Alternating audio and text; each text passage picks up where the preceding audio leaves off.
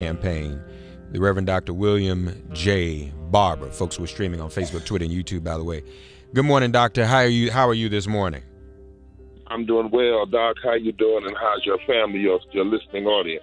We're fine, man. We're doing just fine, man, and glad to hear your voice. So tell us about the focus this week. We're dealing with militarism and violence, right? That's right, militarism and the war economy, militarism, and the proliferation of guns. And so all over the country today, led by veterans, impacted people, clergy. At 2 o'clock, will be gathering at state capitals, and 3 o'clock doing the actions. And Mark, we talk so much about facts, not just what people say. A lot of people say they support, for instance, the military. They support veterans. Let me give your audience a couple of things that they may not know. The weapon manufacturers in this country are making a killing off of killing.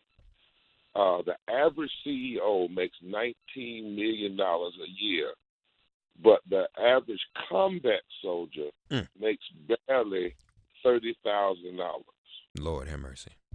On this day after Memorial Day. By the way, I've got the graphic up on screen you sent me, so you all can follow along with us as Reverend Barber talks about this. It's Memorial Day now, y'all. It's Memorial Day now, and when they're talking about cutting food stamps last week, right? 20,000 active duty service people use food stamps, while the manufacturers are making a killing off of killing, and we're doing wars that we should not be engaged in the first place. We had the war in Afghanistan alone will cost $45 billion this year. And they've even admitted that we can't win it, whatever needs to come out. The same amount of money could provide 19 million low-income children health care. Health care. These are the kinds of things. And in case somebody's on your show this morning that says, well, this is just a bunch of liberals. Dwight Eisenhower, a general, said to us in 1961 that the one thing we had to do was guard against the unwarranted influence of the military-industrial complex. He actually called it the Congressional Military-Industrial Complex. And so what we're saying is we're in the wrong place when it comes to war and militarism and guns. And when you talk about guns, we have 3 times more guns in the hands of citizens than we have in the military. Think about that. And we've weaponized deportation to the point we lost 1,500 children. You know what's going on. So how you lose 1,500 children, the Mexican children, is because we have weaponized deportation. And you can see that graph. I want your people to go after that. And the last one for your audience particularly, since Vietnam, or really since Vietnam, or since World War II, the countries that America has bombed have been black and brown. Period. Wherever black people are, brown people are. And one statistic we looked at, Mark, we're now spending 53 cents of every discretionary dollar goes into the military budget, and only 15 cents goes to help alleviate poverty and deal with education and health care. Dr. King said any nation that continues year after year to spend more on money and military defense than on programs of social uplift is approaching spiritual death. Yeah. He said that in 68, actually 67. And so we're way off center. And the fact of the matter is, it wouldn't require. There's people say, well, you got to keep the country safe. Listen, the scientists say America alone can blow the world up between 5 and 50 times. They can't even agree. And you could actually still fund the military for national defense and just redirect some of the resources and deal with every issue from poverty, education, and infrastructure. But it's greed, Doc. And it's so bad now that more soldiers die from suicide than on the battlefield. Yeah. That's And true. so all over the country, veterans, and we're talking about people who've actually given their service to this community, are saying this is wrong. We got to turn it around. Just like Dr. King said, war, militarism, racism, and poverty are three interlocking evils that are undermining the country, and we must challenge them. And if you think about this, Mark, you and I talk all the time about this stuff. If it wasn't for your show and other places like this, you can go back and play the entire 2016 debates, political debates, and there was not 1 hour dedicated to the war economy, Right. militarism, and the proliferation of guns. Yeah. And that's scary. That is truly problematic and scary. Reverend Dr. William J. Barber here with us, folks. And we're hearing about this on the day after Memorial Day, so there's all this talk about the troops and loving the troops, and even though Memorial Day is really for those troops who've given their lives already. But we don't really value these troops, one.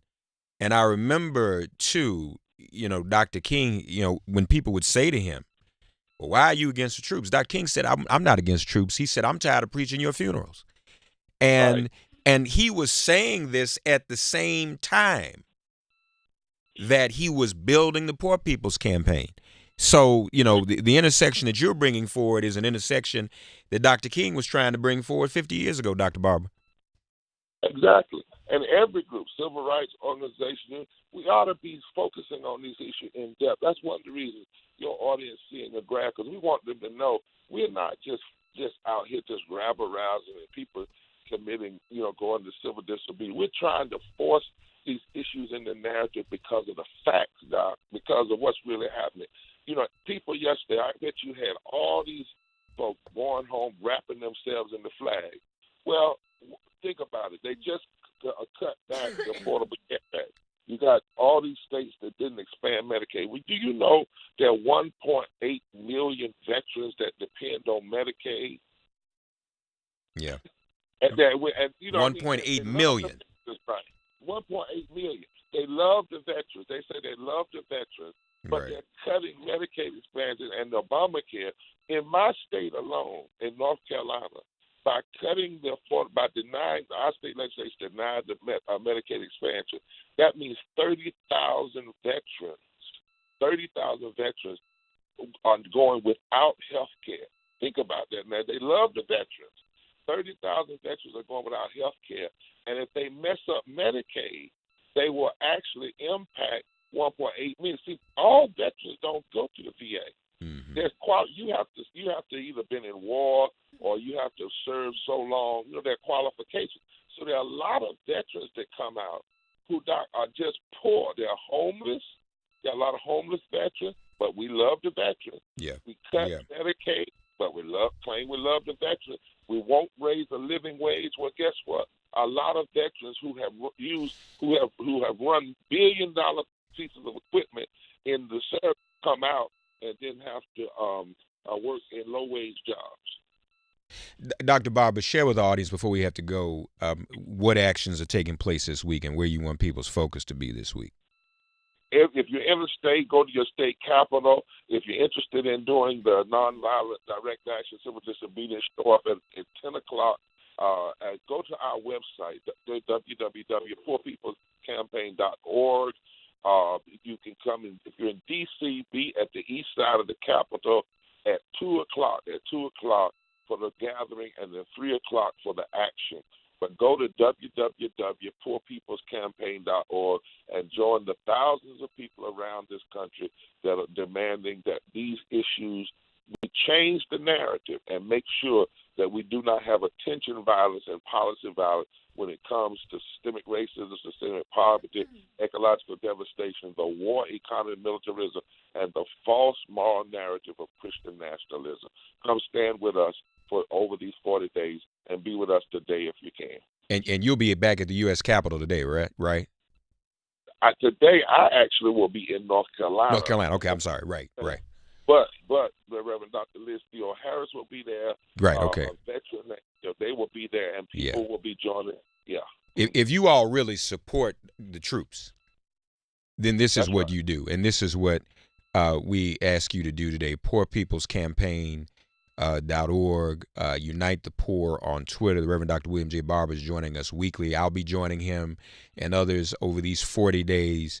Please, ladies and gentlemen, get involved. Thank you, Dr. Barber. Take care, my brother. God bless. All right, you too. Take care now.